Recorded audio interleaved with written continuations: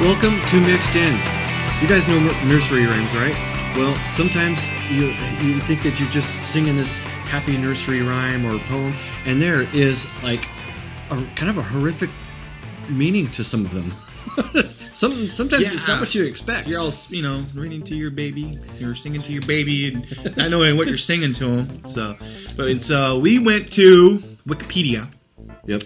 The site that knows it all because of us. It's the site of pure truth. Yeah, we got 3 of them. We found 3 of them that we wanted to talk about today. So the first one is going to be... there was an old woman who lived in a shoe. Okay. So you guys know this poem, right? The lyrics are, there was... So this is the most common version of it. There's another one, too. There was an old lady who lived in a shoe. She had so many children, she didn't know what to do. She gave them both broth. She gave them some broth without any bread, and then whipped them all soundly and put them to bed. So it says up at the top of it on Wikipedia that there was an old lady who lived in a shoe is a popular English language nursery rhyme with a round folk song index number 19132. I'm not sure what that means right there. Yeah, I don't know what that means either. So debates over the meaning and origin have largely centered on attempts to match the old woman with historical female figures who have large families. So that's what some of that's all about. And there's other version of it too, right? The earliest printed version, and was Joseph Ritten's Guten's Garland. Gammer-Guten's Garland in 1794. Has the chorus last line saying, "She whipped all their bums and sent them to bed." Yeah. So that one like, she whipped them all soundly and put them to bed. I mean, that could be, maybe she didn't really whip them. No, maybe that's like saying she whipped them thoroughly. Yeah. You could, she whipped them off their feet and put them to bed, but saying she whipped all their bums. Yeah, you're going to sleep good tonight. Yeah. And so there's another version, which is from who? The Christian Mother Goose book published in 1978. Yep. So this one is a little bit more friendly. It's probably one that you There was an old woman who lived in a shoe. She had so many children and loved them all too. She said, "Thank you, Lord Jesus, for sending them bread, then kissed them all gladly and sent them to bed." Yeah, so there's nothing horrific at all about that. No, they definitely G-rated that one quite a bit. So... Yeah. Hey, Chris! Hey, have you seen my robot? It's like yay big round. No? Okay. Yeah, that's good. That's good for that one. So the next one is gonna be Rock-a-bye Baby. Rock-a-bye Baby. This was one I think pretty much everybody knows. I think so. So there's a couple of different versions on this one. This is the first one, the first printed version from Mother Goose Melody, London, 1765, has the following lyrics. "Hush-a-bye baby on the treetop, when the wind blows, the cradle will rock. When the bough breaks, the cradle will fall, and down will fall baby, cradle and all." The version from the Songs for the Nursery, London, 1805, contains the warning, "Rock-a-bye baby, thy cradle is green, father's a nobleman, mother's a queen." Alternate lyrics, as shown in the Real Mother Goose, published in 1916, is "Rock-a-bye baby, the cradle is green, father's a nobleman, mother's a queen, Betty's a lady and wears a gold ring, and Johnny's a drummer and drums for the king." So they just played with it. Yeah, they just added some stuff to it, made it their own. The most commonly version used today is "Rock-a-bye baby on the treetop. When the wind blows, the cradle will rock. When the bough breaks, the cradle will fall, and down will come baby, cradle and all." So even that itself sounds kind of like violent. Kind of does. But I think if anything, it's just a nice little melody to sing to your kid. The origins and development on it, there's a lot here, but I'll just read you a quick paragraph. Yeah. One identifies it as the first poem written on American soil, suggesting it may date from the 17th century and have been written by English immigrant who observed the way Native American women rocked their babies in birch bark cradles, which were suspended from the branches of the trees, allowing the wind to rock the baby to sleep. A difficulty with this theory is that the words appeared in print first in England 1765. Yeah, that makes me wonder though, like which words though? The first printed version?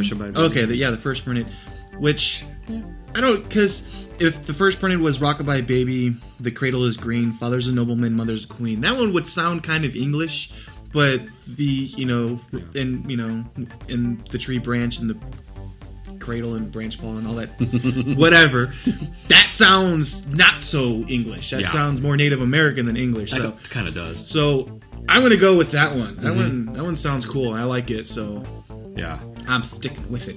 What's our last one? So our last one is a good one. Now you've all heard this one. Well, maybe not all.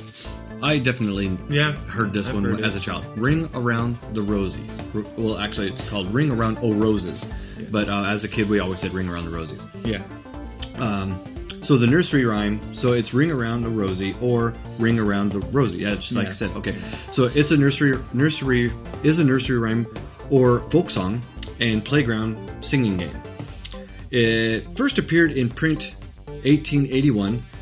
But it is reported that a version was already being sung to the current tune in 1790, or in the 1790s, and similar rhymes are known from across Europe, as it is a round folk song index.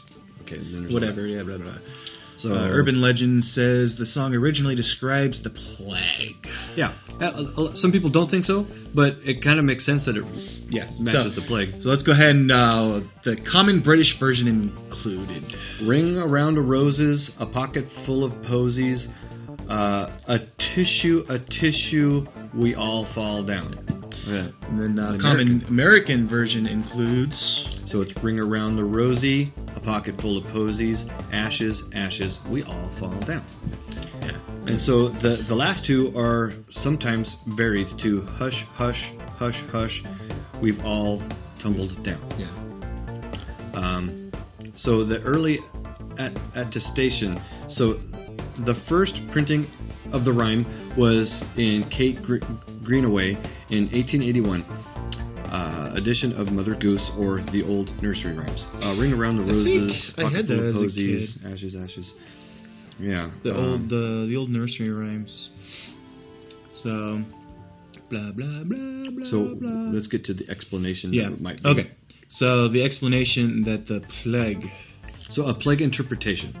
So the rhyme has often been associated with the Great Plague, which happened in England in 1665, or with earlier outbreaks of the Black Death in England. Interpreters of the rhyme before the Second World War made no mention of this by 1951.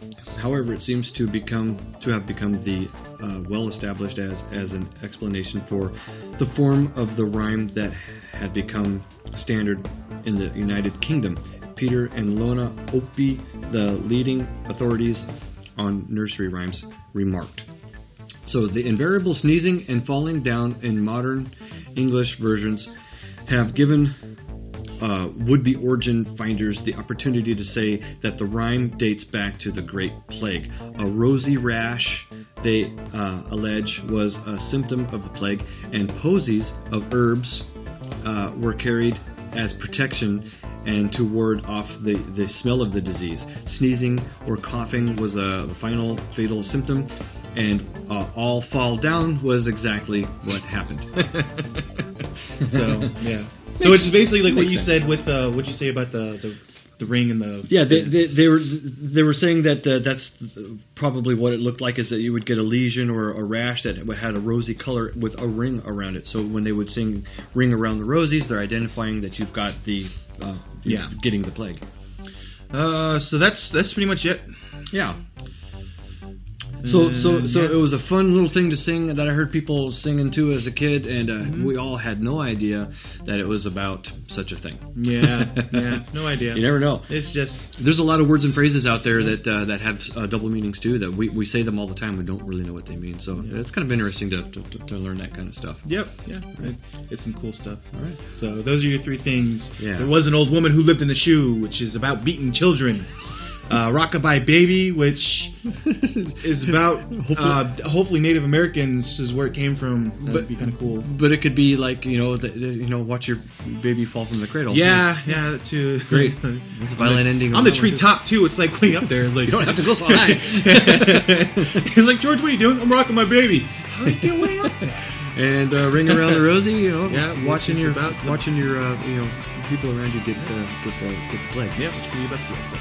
Well, I think that'll about wrap it up. Thanks for watching, guys, and we'll see you next week on Mixed In. Later.